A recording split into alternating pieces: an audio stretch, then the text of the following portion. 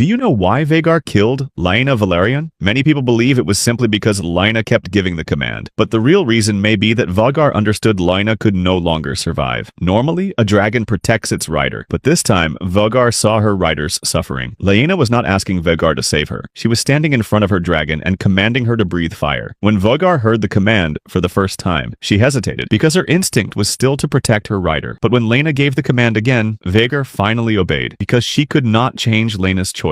The only thing she could do was end her rider's pain in the one way she knew. So the dragonfire Vhagar unleashed was not an attack. It was the final act of Laena Velaryon's bond with her dragon. Did you know Sunfire may already be dead? Many people believe Sunfire is still alive because no one ever found his body. But the problem is his injuries may have been too severe for him to survive. After the Battle of Rook's Rest, Sunfire was burned through by Vhagar's dragonfire. Unlike Melee's, he did not die on the spot, but his body was already destroyed. When Aegon was later found, his entire body was badly burned, and he could barely move. If Sunfire was still alive, the first thing Aegon should have done was return to find and save his dragon. But he never did. Even when Larys Strong analyzed the situation, there was no sign that they planned to search for Sunfire. This suggests that, in Aegon's mind, Sunfire was already beyond saving. Dragons may be powerful, but they are not immortal. Melee's died from fatal injuries, and Sunfire may have died slowly from the damage he suffered afterward. So for now, it seems more likely that Sunfire's life has already ended. What Aegon lost was not just a dragon, he lost the last source of power he had left. Do you know why the witch Alice Rivers saved Aemond? Help me. In Season 3, Aemond arrives at Harrenhal riding Vhagar. Sir Simon Strong is ready to surrender, but Aemond kills him and his two sons. Just as he is about to finish the last one, a blade suddenly pierces his stomach. When Aemond collapses to the ground, Alice finally steps out from the castle. But she did not save Aemond to help the Greens. She saved him because she needed Vhagar to remain at Harrenhal. At the time, Vhagar was waiting outside the castle. If Aemond died, there would be no one left inside who could claim the dragon, and no one knew what Vhagar would do after losing her rider. Alice had already seen what happens when a dragon rider loses control of their dragon. At Storm's End, Aemond originally only wanted to chase Lucerys. He commanded Vhagar to stop several times. No, Vhagar! No! But Vhagar ignored him. She caught Arax and killed Lucerys.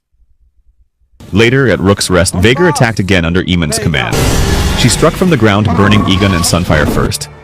Then she killed Rhaenys and Melees. It proved one thing. Aemond may not have complete control over Vhagar, but he is still the only person who can make her leave the battlefield. Alice had also used her visions before to stop Daemon from remaining in Harrenhal and chasing the throne. She knew every decision made by a dragon rider could bring destruction to the Riverlands.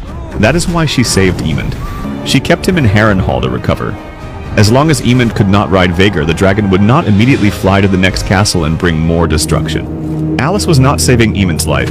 She was saving the people around Harrenhal who had not yet been consumed by the war. Did you know Melees was the dragon most likely to defeat Vhagar? Vhagar had the biggest body of any living dragon, but Melees had something Vhagar didn't.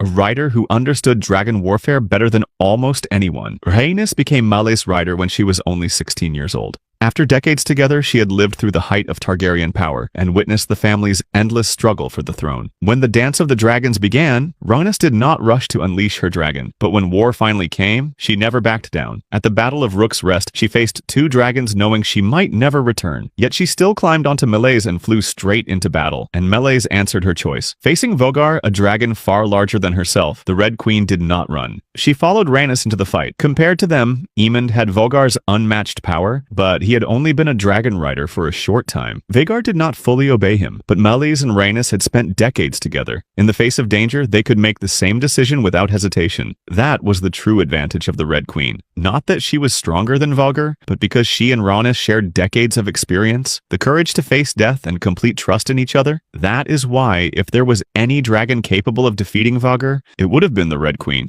Melees.